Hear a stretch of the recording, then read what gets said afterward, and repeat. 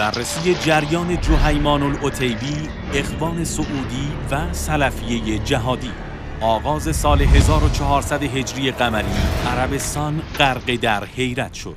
گروهی که در تابوت اسلحه با خود به مسجد الحرام آورده بودند، حرمت این حریم امن الهی را شکستند. 15 روز آن را اشغال کرده و مدعی شدند منجی موعود در میان آنها است. این قائله 15 روزه به شکل خونینی پایان یافت و تریبون‌های رسمی تلاش کردند تا آن را یک حادثه مستقل و خلق الساعه نشان دهند. اما آیا واقعاً ماجرا چنین بوده است و آیا نسبتی بین این حادثه و سلفیه جهادی است؟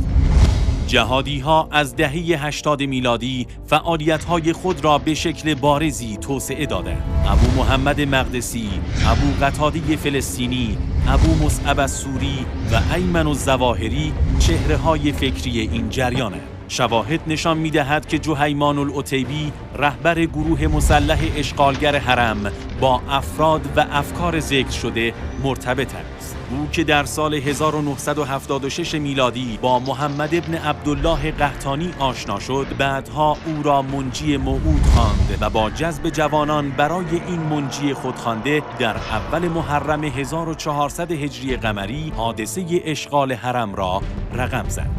اما این واقعه قبل و بعد از خود با سلفیگری جهادی پیوند دارد. اخوان سعودی و گفتمان بن غنام حلقه های قبلی این واقعه می باشند. اخوان ستون فقرات سپاه ملک عبدالعزیز بودند که بعد از پایان لشکرکشی ها و استقرار حاکمیت آل سعود برای او موی دماغ شدند و می‌خواستند همچنان جهاد کرده و مستقر نباشند و در نهایت به شکل خونینی سرکوب شدند. و بن غنام که نخستین مورخ تاریخ وهابیت است نیز معتقد بود وهابیت اقلیت نجات بخشی است که باید اکثریت مسلمانان را از شرک به راه راست هدایت کرده و یا با آنها بجنگد. اما ماجرا فقط به گذشته ختم نمی شود.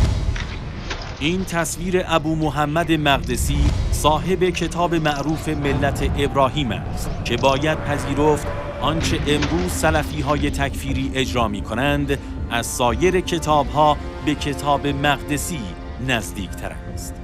ابو محمد مقدسی به عنوان تأثیرگذارترین شخصیت روی سلفی‌ها هوادار جهیمان بوده و تحت تأثیر افکار وی از کویت به جهاد افغانستان رفته. اما او تنها نیست و همکنون نیز در کویت شخصی به نام عبدالله نفیسی، یک متفکر اخوانی نزدیک به افکار جهیمان و القاعده.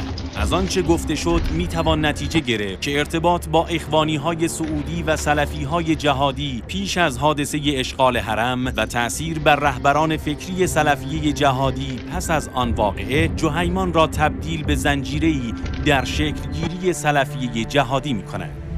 حالا کارنامه سلفیه جهادی دستاورد دیگری نیز دارد: اشغال مسلحانه خانه خدا و شکستن حرمت حرم امن الهی.